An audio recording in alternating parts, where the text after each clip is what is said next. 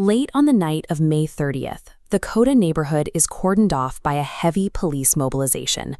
Officers man barricades in the thick fog, waiting for a suspect to arrive. The encounter ends in a midnight shootout that leaves the suspect dead. Parallel to the tactical operation, the local administration begins its own process. A full entourage of officials arrives in the neighborhood with loudspeakers to issue a 15-day demolition notice for a rented house. This diagram shows the typical pace of the Indian legal system, a cycle of arrest, trial, and appeals that often lasts years. Compare that to the timeline of the state's response in Ghaziabad, where the entire process was compressed into 2 days. In this instance, the traditional phases of investigation and sentencing were replaced by immediate administrative action and a tactical police encounter. To understand how these events unfolded so rapidly, we have to look back at the inciting murder and the local reaction that followed. The victim was 17-year-old Surya Chauhan, and the suspect was a young man named Asad. Asad's family had moved to the Kota area as tenants just months prior, but neighbors already described him as a frequent source of local disturbances and intoxication. The crime began with a phone call. Asad and his friends lured Surya to a meeting point under false pretenses, intending to isolate him.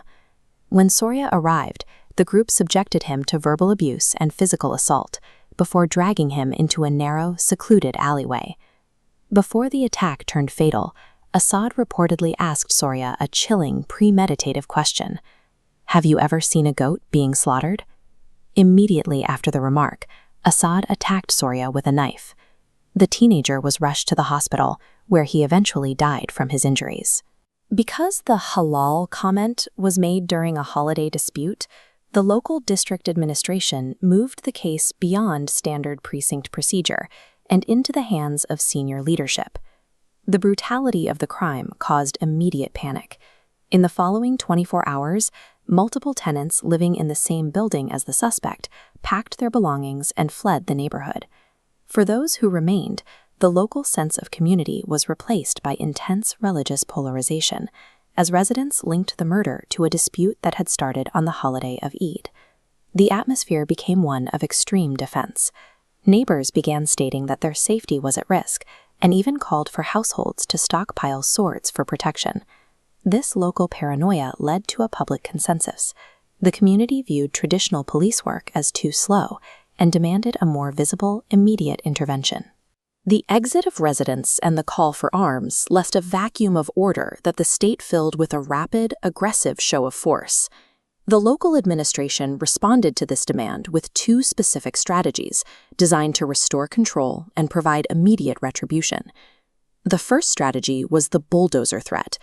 The district magistrate and the senior superintendent of police arrived with a loudhailer entourage, publicly marking the suspect's rented home for demolition within 15 days. Residents explicitly cited the Yogi Baba government as their shield, viewing this policy of property destruction as a necessary deterrent. The second strategy was tactical. Police received a tip that Asad was planning to return to Kota on the night of May 30th to gather funds for his escape. A joint team from the Kota and Indirapuram stations mobilized, setting up barricades and checking vehicles throughout the night. According to the official police account, Asad approached a barricade on a motorcycle at 2 a.m.